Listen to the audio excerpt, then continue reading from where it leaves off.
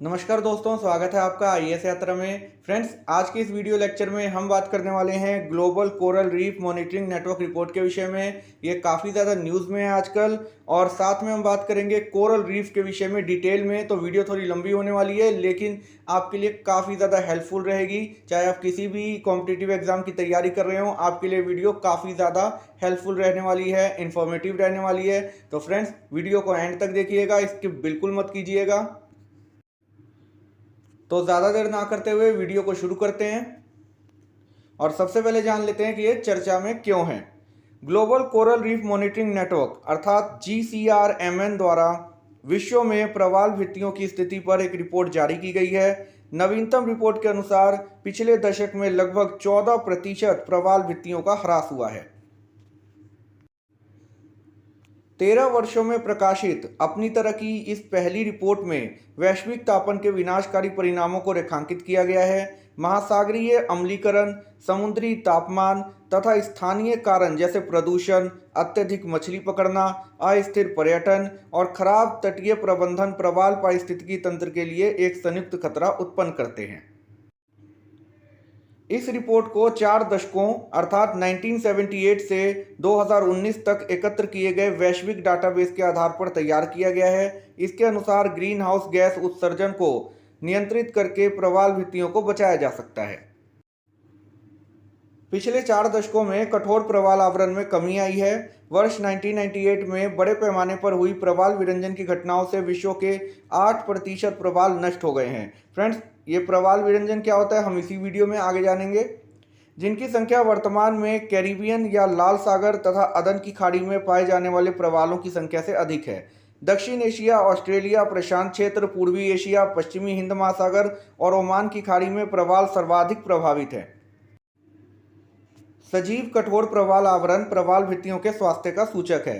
प्रवाल समुद्री सतह के 1% से भी कम क्षेत्र पर पाए जाते हैं, किंतु 1 अरब से अधिक लोग इससे प्रत्यक्ष रूप से लाभान्वित होते हैं।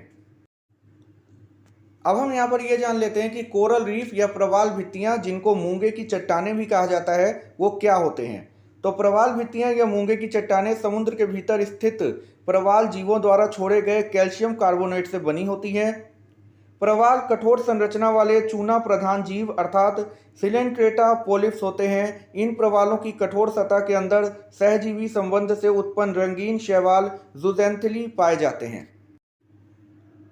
प्रवाल भित्तियों को विश्व के सागरीय जैव विविधता का उष्ण स्थल अर्थात हॉट स्पॉट माना जाता है तथा इन्हें समुद्रीय वर्षावन भी कहा जाता है। प्राय बैरियर रीफ या प्रवाल रोधिकाएं उष्ण कटिबंधीय या उपोष्ण कटिबंधीय समुद्रों में मिलती हैं, जहां तापमान 20 से 30 डिग्री सेल्सियस रहता है। ये शैल भित्तियां समुद्र तट से थोड़ी दूर हटकर पाई जाती हैं, जिससे इनके बीच छिछले लैगून बन जाते हैं। प्रवाल या कोरल कम गहराई पर पाए जाते हैं, क्योंकि अधिक गहराई पर सूर्य के प्रकाश या ऑक्सीजन की कमी होती है। प्रवालों के विकास के लिए स्वच्छ एवं अवसाद रहित जल आवश्यक है, क्योंकि अवसादों के कारण प्रवालों का मुख बंद हो जाता है और वे नष्ट हो जाते हैं। प्रवाल भित्तियों का निर्माण कोरल पॉलिप्स नामक जीवों के कैल्शियम कार्बोनेट से निर्मित अस्थि पंजरों के अलावा कार्बोनेट तलछट से भी होता है, जो इन जीवों के ऊपर हजारों वर्षों से जमा हो रही हैं। अब हम यहाँ पर इनकी उपयोगिता जान लेते हैं। तो जैसा हम सभी जानते हैं कि प्रवाल भित्तियाँ विश्व का दूसरा सबसे समृद्ध पारिस्थितिकी तंत्र होता है। यह न केवल अनेक प्रकार के जीवों एवं वनस्पतियों का आश्रय स्थल होता है, बल्कि इनका इस्तेमाल औषधियों में भी होता है। बहुत सी दर्द रोधी दवाओं के साथ साथ इनका इस्तेमाल मधुमेह, बवासीर और मूत्र रोगों के उपचार में भी किया जाता है। कई अन्य उपयोगी पदार्थों जैसे छन्नक, फर्शी, पेंसिल, टाइल, श्रृंगार आदि में भी इनका प्रयोग किया जाता है। 13,48,000 वर्ग किलोमीटर में फैले ऑस्ट्रेलियाई ग्रेट बैरियर रीफ पर तकरीबन 64,000 लोगों की नौकरी निर्भर है। दुनिया भर से ग्रेट बैरियर रीफ को देखने आने वाले पर्यटकों की वजह से ऑस्ट्रेलिया को हर साल 6.4 अरब डॉलर करीब 42,000 करोड़ रुपए की आय होती है। यहाँ पर अब हम बात कर लेते हैं कि प्रवालों को क्या खतरा है, किस प्रकार का खतरा है, इनसे रिलेटेड प्रॉब्लम्स क्या हैं। तो प्रवाल द्वीप जैव विविधता के दृष्टिकोण से काफ़ी महत्वपूर्ण होते हैं। लेकिन वर्तमान में इन्हें जलवायु परिवर्तन, उष्णकटिबंधीय चक्रवात, स्टारफिश सहित अनेक चुनौतियों का सामना करना पड़ रहा है। इन्हीं चुनौतियों के विषय में यहाँ पर चर्चा की गई है और अब हम यहाँ पर इन समस्याओं के विषय में एक एक करके डिटेल में बात करेंगे। तो सबसे पहले हम बात करने वाले हैं विषैली स्टारफिश से उत्पन्न होने वाली समस्या के विषय में। तो कांटों के ताज वाली स्टारफिश क्राउन ऑफ थॉर्न्स या कोर्ट्स कोरल पॉलिप पर पलती हैं और उन्हें खाते हुए प्रवाल भित्ति को नष्ट करती हैं। मूंगा कवर के खत्म होने का एक अहम कारण स्टारफिश होती है। पिछले 40 वर्षों में इसने प्रवाल भित्ति को बहुत अधिक नुकसान पहुंचाया है। दूसरे नंबर पे हम बात करेंगे उष्णकटिबंधीय चक्रवात के कारण। कोरल रीफ को उष्णकटिबंधीय चक्रवातों, तेज हवाओं, शक्तिशाली समुद्री लहरों और समुद्र में छितराए मलबे से नुकसान पहुंचता है। पिछले 7 वर्षों में ग्रेट बैरियर रीफ को 6 बड़े चक्रवातों ने नुकसान पहुंचाया है। इसके बाद हम बात कर लेते हैं कि जलवायु परिवर्तन से इस पर क्या प्रभाव पड़ता है। तो हिंद महासागर, प्रशांत महासागर और कैरिबियाई महासागर में कोरल ब्लीचिंग की घटनाएं सामान्य रूप से घटित होती रही हैं, परंतु वर्तमान समय में ग्लोबल वार्मिंग के कारण लगातार समुद्र के बढ़ते तापमान व अल नीनो के कारण प्रवाल या मूंगे का बड़े पैमाने पर क्षय हो रहा है। ग्लोबल वार्मिंग के कारण समुद्री जल का ताप बढ़ने से प्रवाल भित्ति का विनाश होने लगता है। वर्तमान में लगभग 1/3 प्रवाल भित्तियों का अस्तित्व ताप वृद्धि के कारण संकट में पड़ गया है। फ्रेंड्स, अल नीनो के विषय में यहाँ पर मैं बात नहीं करने वाला हूँ क्योंकि वीडियो काफ़ी ज़्यादा लंबी हो जाएगी। इस पर एक अलग से वीडियो बनाने की ज़रूरत है, उसके ऊपर मैं अलग से वीडियो लेके आऊँगा। तो फ्रेंड्स, आगे चलते हैं। यहाँ पर तापमान में बदलाव से प्रवाल आसानी से प्रभावित हो जाते हैं। तापमान के दबाव, यहाँ तक कि 1 से 2 डिग्री सेल्सियस बढ़ोतरी से ही प्रवाल और शैवाल के बीच संतुलन गड़बड़ा जाता है और शैवाल अलग होकर बिखरने लगते हैं। इस बिखराव से मूंगे का रंग और चमक फीकी पड़ जाती है और वे निर्जीव से दिखने लगते हैं। ब्लीचिंग से प्रवाल कमज़ोर पड़ जाते हैं और इनमें इनके अस्तित्व को बचाए रखने के लिए ऊर्जा भी नहीं बचती। इस कारण लगातार ब्लीचिंग से इनमें खुद ही सुधार होने की संभावनाएं कम बचती हैं। फ्रेंड्स, कोरल ब्लीचिंग क्या होता है इसी वीडियो में आगे हम डिटेल में जानेंगे। इन सब के अतिरिक्त अति मत्स्यन अर्थात ओवरफिशिंग जैसे स्थानीय कारक भी प्रवालों को प्रभावित करते हैं। इसके बाद हम बात कर लेते हैं महासागरीय अम्लीकरण या ओशियन एसिडिफिकेशन के विषय में।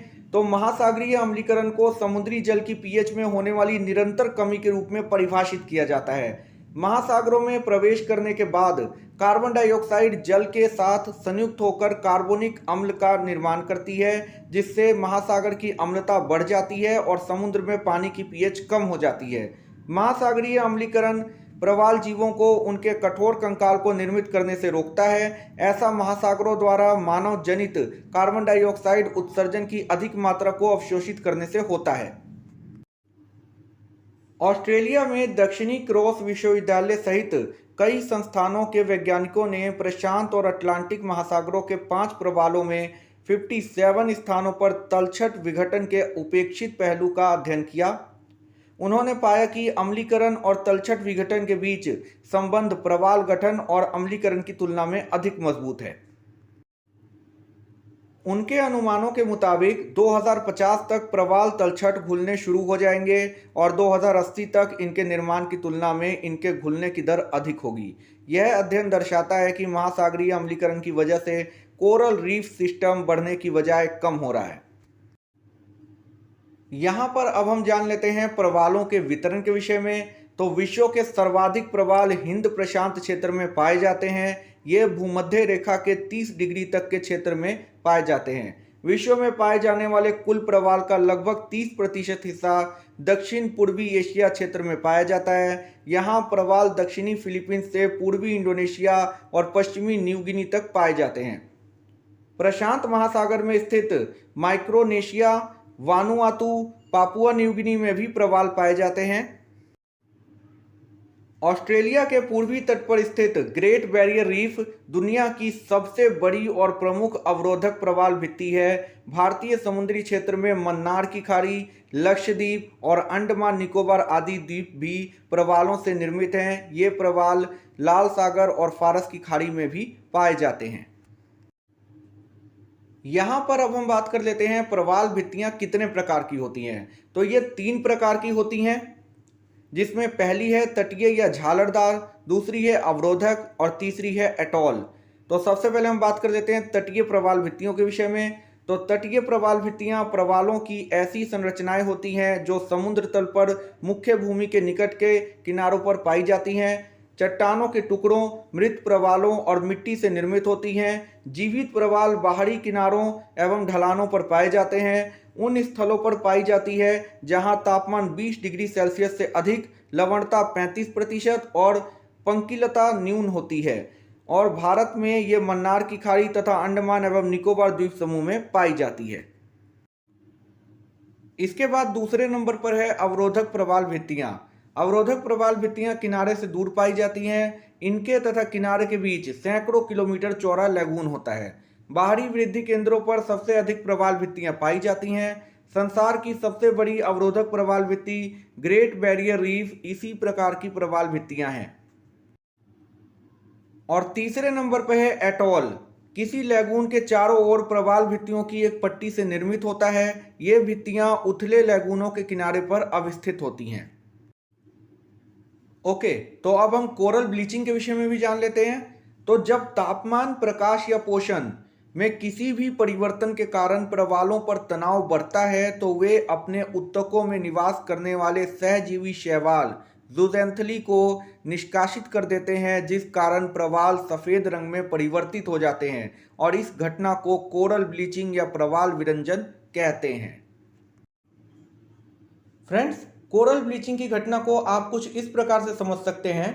कोरल और ज़ूज़ैंथली दोनों एक दूसरे के ऊपर निर्भर करते हैं, दोनों एक दूसरे की आवश्यकता की पूर्ति करते हैं।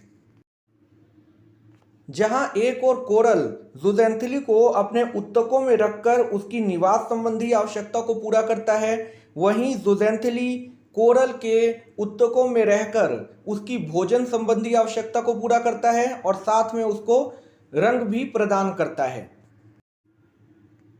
इस तरह से ये एक दूसरे की आवश्यकता को पूरा करते हैं और एक दूसरे पर निर्भर रहते हैं। लेकिन ज़रा सा भी जब तापमान, प्रकाश और पोषण इन तीनों में से किसी में भी कोई परिवर्तन होता है, उस समय जो कोरल है वो ज़ूज़ैंथली को अपने उत्तकों में से निकाल देता है और जो ज़ूज़ैंथली के कारण कोरल को रंग मिलता है वो रंग भी उड़ जाता है और ये पूरी तरह सफ़ेद हो जाता है। कोरल पूरी तरह रंगहीन हो जाता है।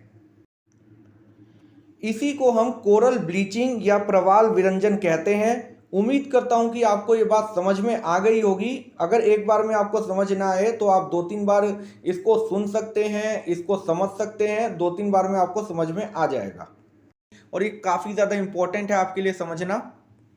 अब हम बात कर लेते हैं बार बार होने वाले विरंजन, जलवायु परिवर्तन की वजह से आने वाले चक्रवातों और अब महासागर अम्लीकरण, जो प्रवाल निर्माण को धीमा करने के अलावा तलछट विघटन का कारण बनता है, के कारण लक्षद्वीप में प्रवालों को एक साथ 3 बाधाओं का सामना करना पड़ सकता है। इसके बाद हम बात कर लेते हैं अंतर्राष्ट्रीय कोरल रीफ पहल के विषय में। तो अंतर्राष्ट्रीय कोरल रीफ पहल अर्थात ICRI राष्ट्रों और संगठनों के बीच एक अनौपचारिक साझेदारी है जो दुनिया भर में कोरल रीफ और उससे संबंधित पारिस्थितिकी तंत्र को संरक्षित करने का प्रयास करती है। इसके निर्णय सदस्यों पर बाध्यकारी नहीं होते हैं। इस पहल की स्थापना 1994 में 8 देशों Australia, France, Japan, Jamaica, Philippines, Sweden, United kingdom और संयुक्त राज्य अमेरिका ने मिलकर की थी। ICRI में अब भारत सहित 60 से अधिक सदस्य हैं। तो friends, this is the end of the video और उम्मीद करता हूं कि आपको इस वीडियो से ज़रूर कुछ जानने, समझने और सीखने को मिला होगा। और यदि आपके लिए वीडियो हेल्पफुल रही है, इन्फॉर्मेटिव रही है, नॉलेजेबल रही है तो आप इसको ज़्यादा से ज़्यादा शेयर कीजिए अपने दोस्तों तक।